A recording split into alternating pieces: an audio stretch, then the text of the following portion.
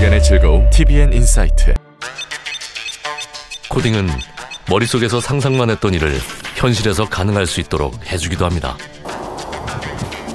지난 2013년 세계 최초로 개인 인공위성을 쏘아 올려 모두를 놀라게 한 남자가 있습니다.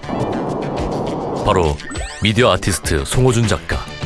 사실 제가 이전에 인공위성 회사에 잠깐 인턴으로 있었는데 그때 이제 그냥 호기심 삼아서 인공위성 개인이 쏠 수 있나 하고 찾아봤어요. 쏠 수 있더라고요.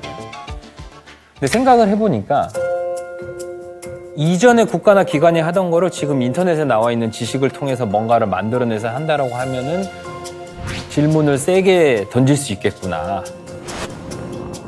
단순한 호기심에서 세계 최초의 실험이 시작됐습니다. 이렇게 인터넷에 있는 오픈소스라든지 아니면 그 지식 채널을 통해서 알아낸 정보들이거든요. 그래서 그렇게 개인 인공위성 제작을 성공했고 그 바탕에는 코딩이 존재했습니다.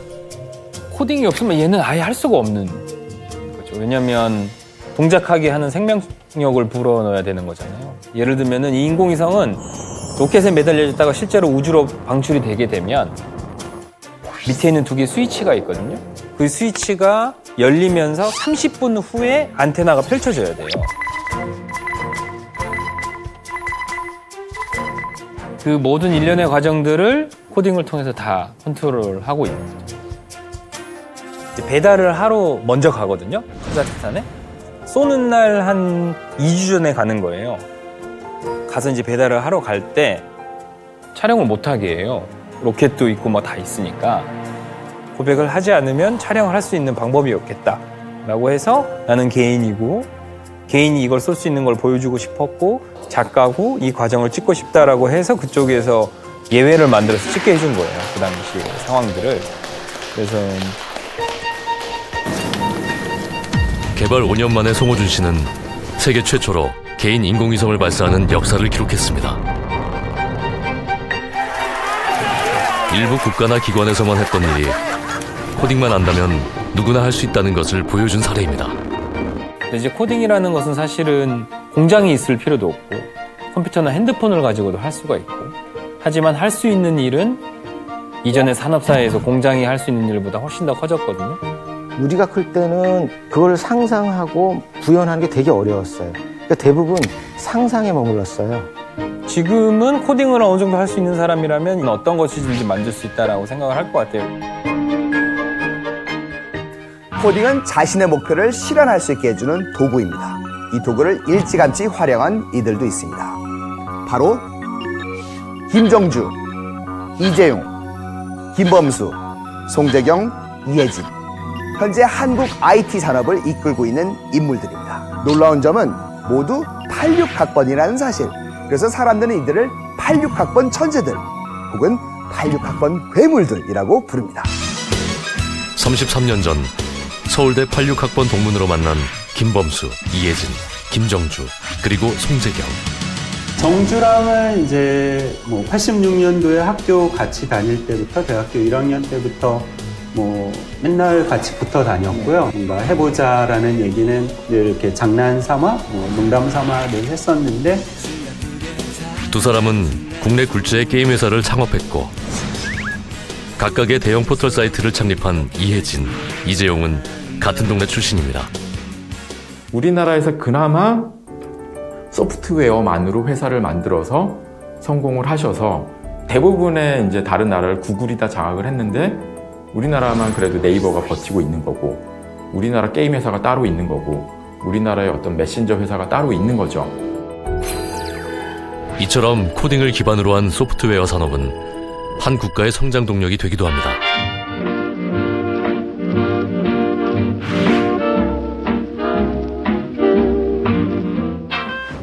일찌감치 코딩의 중요성을 깨달은 나라도 있습니다.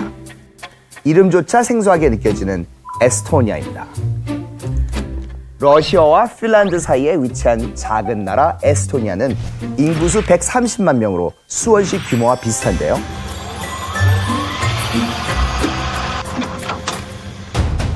(2차) 세계대전 당시 구소련의 지배를 받았던 에스토니아는 1991년 독립한 뒤에 나라를 어떻게 발전을 시킬지에 대한 고민에 빠지게 됩니다.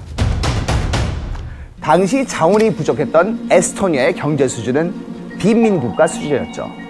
그런데 1993년 1인당 GDP가 1,100달러에서 2018년에 무려 약 23,000달러로 20배나 상승한 에스토니아. 25년 사이에 이런 혁신적인 일이 일어날 수 있었던 것이 바로 코딩을 기반으로 한 IT 산업이었습니다. 그리고 그 중심에 위치한 에스토니아 전 대통령 토마스 핸드릭 일베스. Let's computerize everything. We'll let the computers do all those things. 미국에서 대학을 나온 그는 20살 때 처음 코딩을 배우며 매력을 느꼈고 실리콘밸리의 부흥기를 두 눈으로 직접 바라봤는데요. 1996년 에스토니아로 돌아와 외무장관에 임명된 그는 IT 산업에 총력을 기울여야 한다고 주장했고 그렇게 호랑이의 도약이라는 뜻을 가진 트리그레후페 프로젝트를 실시합니다. 전 학교에 컴퓨터를 보급하고 과목에 관계없이 모든 수업에서 소프트웨어 기술을 활용하도록 했습니다. 그 결과 프로젝트 탄생 8년 만에 엄청난 결과를 이뤄냅니다. 바로 코딩 교육을 받고 자란 학생들이 전 세계에서 이용 중인 인터넷 화상통화 프로그램을 만든 것. 멀리 떨어진 친구나 가족과 얼굴을 보며 대화할 수 있고 화상회의가 보편화되었는데 일조했죠. 뿐만 아니라 2005년 세계 최초로 전자투표를 시행. 전 세계에 보급된 이 시스템도 만들어낸 에스토니아. From the first grade until 12th, they were all our target group. 그 후 2012년부터 연령대에 따라 단계별로 코딩 교육을 실시. 즉 어릴 때부터 소프트웨어 기술에 매우 친숙한 교육 환경을 만든 거죠. 일찍부터 아이들에게 코딩 교육을 실시한 덕분에 에스토니아는 빈민국에서 IT 강국으로 거듭날 수 있었던 거죠. 코딩하면 중동 국가 이스라엘도 빼놓을 수 없습니다. 자원이 없는 나라입니다. 면적은 우리 남한의 5분의 1밖에 안 되고 인구 수도 800만 정도밖에 안 되는 나라. 지난 15일 한국을 방문한 이스라엘 전 총리 에후드 올메르트에게 코딩의 중요성을 직접 들어봤습니다. There are many young people that are interested in studying it and that are doing very well in software. 가장 어떤 나라보다도 코딩에 잘 적응할 수 있는 그런 준비된 나라다. 내전 국가들 사이에 위치해 발전이 어려웠던 이스라엘은 IT 산업에 집중했습니다. 그 결과 현재 세계 100대 IT 기업의 약 75%가 이스라엘에 연구개발센터를 두고 있으며 이스라엘 GDP의 13%가 IT 산업에서 창출되고 있습니다. 거의 대부분이 IT가 이스라엘 경제를 리드했다 해도 과언이 아닙니다. 이 나라가 경제적으로 성장하기 위해서는 두뇌의 창의력이다. 이스라엘의 명문사학인 히브리 대학교는 아인슈타인이 설립에 기여했고 배우 나탈리 포트만 4명의 총리, 8명의 노벨상 수상자까지 배출한 곳입니다. 특히 암논 사슈아 교수가 개발한 세계 최초의 인공지능 운전자 보조 시스템의 경우 2017년 미국 소프트웨어 회사에 무려 153억 달러, 한화로 18조 원에 인수됐습니다. 일찍부터 국가의 전폭적인 지원이 있었기에 가능했던 일입니다. 1994년 고등학생들에게 270시간 이상 코딩 교육을 받게 한 이스라엘은 2000년부터는 교과 필수 과목으로 컴퓨터 과학을 가르치고 있습니다. 스텝 바이 스텝으로 교육을 시키는 체제로 안착이 되어 있습니다. 기초과정부터 심화과정까지 총 5단계로 이루어지는 이스라엘의 코딩 교육. 이를 수료한 고등학교 졸업생만 매년 1만 명 이상 배출되고 있습니다. 소프트웨어를 의무 교육화한 가장 먼저 시작한 나라 중에 하나고요. It's widespread all over the place. Possible way of contributing to the creation of all kinds of new innovations that will change the world. I think this is our responsibility to try and provide them with the most possible ways to achieve their dream. 그렇다면 현재 우리나라의 코딩 의무 교육은 어떻게 이루어지고 있을까? 올해부터 코딩 의무 교육을 받게 된 초등학생들. 현재 어떻게 코딩 교육이 이루어지고 있는지 실제 교실로 찾아가 보겠습니다. 볼일을 보고 물을 안 내리는 친구들이 물을 내리게 하는 약간 그런 시스템을 만들었어요. 현재 초등학교에서 시행 중인 코딩 교육은 체험 및 탐구학습, 팀 프로젝트 등을 활용, 코딩을 이용해 손쉽게 프로그램을 만들고 있습니다. 아이들이 이러한 프로그램을 만드는 과정 속에서 논리적 사고력, 창의력, 그리고 문제 해결 능력 등에 큰 도움을 받는 것으로 나타났습니다. 학교 밖에서는 비영리 코딩 교육단체도 인기를 얻고 있습니다. 그 이유는 바로 코딩을 배울 기회가 적은 학생들에게 저렴한 수업료로 코딩 수업을 제공하기 때문입니다.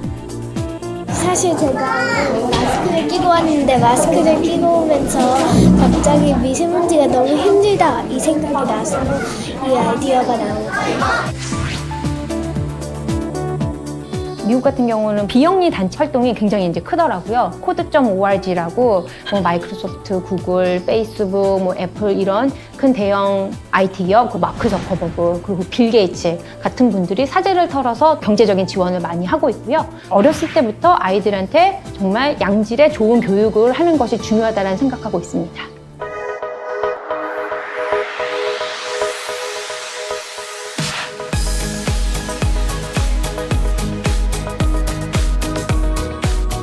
코딩 교육은 아이들이 미래 사회에서 잘 활용할 수 있는 기반을 만들어주는 것이 제일 중요합니다.